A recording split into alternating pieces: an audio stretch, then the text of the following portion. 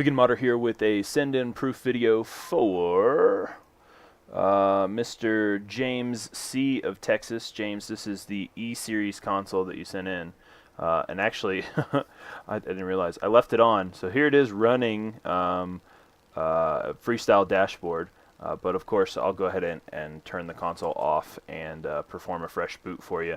But it's a Corona-style motherboard, so we did the Ace V3 install. It's a standard Ace V3 install, not CR4 speedup. The standard default timing file in the Ace V3 works really well on these Corona consoles.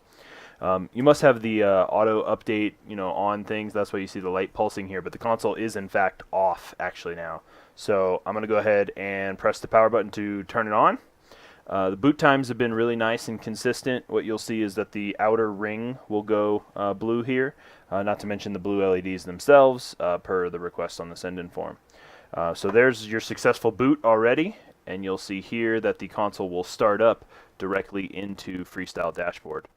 Dash Launch XCX menu, Aurora Dash all pre-installed. Be sure to check out the links in your final confirmation email that had both your tracking number and your proof video link in it, because inside that video or inside that email are a couple of really useful links that you should totally check out. So thank you very much for your business. We'll get this thing packed up, and mail has already run today on Saturday, so it actually will not head your direction until Monday. But thank you for your business. I hope you enjoy.